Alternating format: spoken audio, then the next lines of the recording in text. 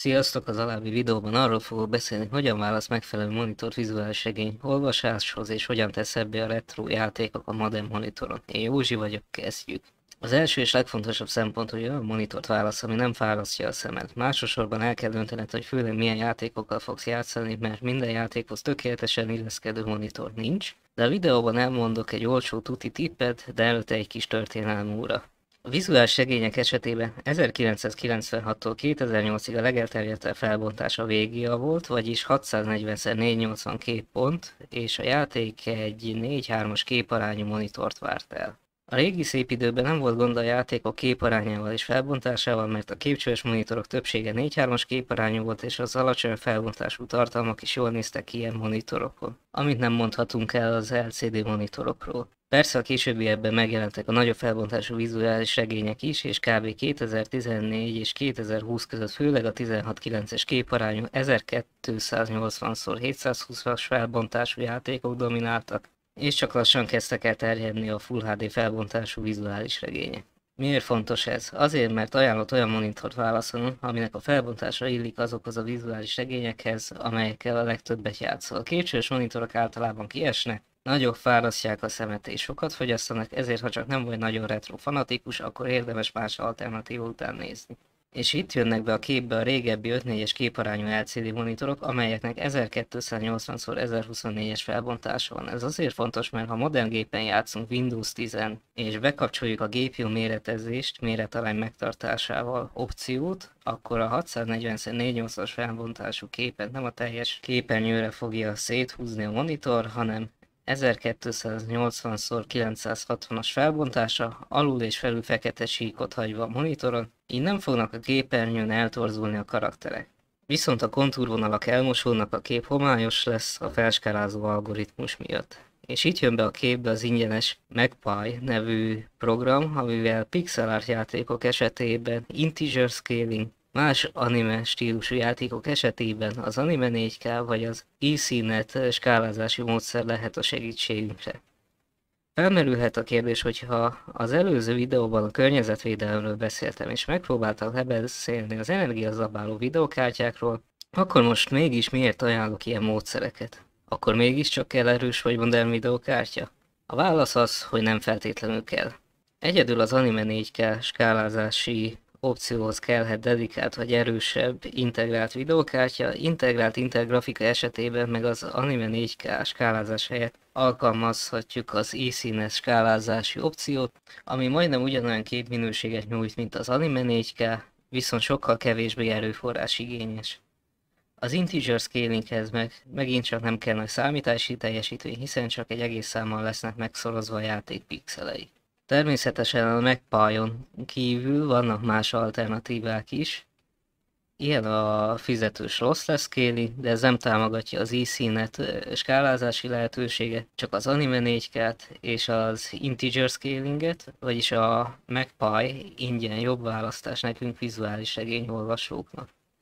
Számunkra nem annyira fontos, de megemlíteném, hogy ezek a videókártyák a MagPie nélkül is támogatják az integer scalinget, de csak a pixel art játékokhoz jó. Mielőtt használatba vennék a MagPie programot, érdemes az alapértelmezett skálázás billentyű kombinációt Alt F11-re állítani, mert a legtöbb vizuális regény esetében a Ctrl vagy a Shift billentyű a szöveg átugrása. Ezután válasszuk ki a nekünk tetsző skálázási módszert, indítsuk el a játékot, de ne tegyük teljes képernyőre, majd nyomjuk meg az Alt F11 billentyű kombinációt. A legtöbb vizuális regényhez az Anime 4K vagy az eScene skálázást tudom ajánlani, a True Love 95-höz és más pixel art játékokhoz az integer scalinget ajánlom. Visszakanyarodva a monitor választáshoz, azért is lehet jó választás egy 5:4-es képarányú 1280x1024-es monitor, mert az 1280x720-as felbontású játékokat a GPU méretezés pixel pontosan jeleníti meg. Vagyis a GPU méretezése és egy ilyen monitorral egyszerre két nagy korszakot is letudhatsz, és ha több monitort is támogat a gépet, akkor megteheted azt, hogy bekötsz egy ilyen monitort, és például egy Full HD monitort a modernebb vizuális regényekhez. Természetesen vannak más felbontású vizuális regények is, előfordulhat, 800x600-as és 1280x800-as felbontás is. De utóbbi megint csak jól fog kinézni GPU méretezéssel egy 1280x1024-es monitoron.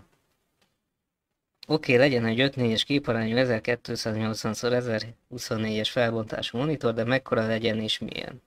A képátló ízléstől függően 17 vagy 19 szól legyen. Ez utóbbi egy 24 szolos Full HD monitor mellett is egész jól mutat.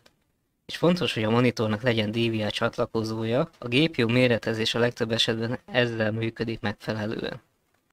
És az LCD panel sem mindegy, ilyen monitorokból az IPS, VA és végül a TN a minőségi sorrend, az IPS máig elég drága, ilyen képaránnyal és felbontással, így marad a VA és a TN.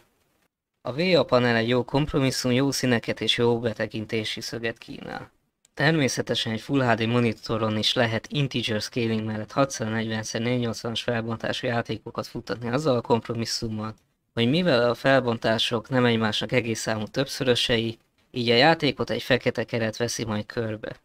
1280x720-as felbontás esetében meg el kell felejteni az integer scalinget, mert ennek a többszöröse már nem fér bele a Full HD felbontásba. És mivel ezeknek az 5:4-es képarányú monitoroknak a többsége már bőven több mint 10 éves, így egy munkahelyi selejtezés során akár ingyen is hozzájuthatsz egy ilyen monitorhoz.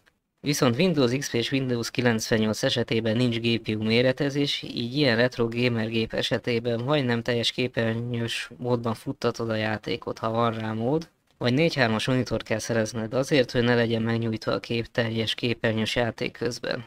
Viszont a 4:3-as LCD monitorok szinte mind TN panelesek, általában 15 szorosak és 1024x768-as felbontással rendelkeznek, ami nem feltétlenül ideális a régi játékokhoz. Ugyan nem lesz számottevően homályos egy 640x480-as játék teljes képernyős módban, de mivel ezek a felbontások nem egymásnak egész számú többszörösei, így az interpoláció miatt felléphetnek alig észrevehető képhibák. Egyelőre legyen elég ennyi, ha teheted kérlek oszd meg a videót. Én Józsi voltam, sziasztok!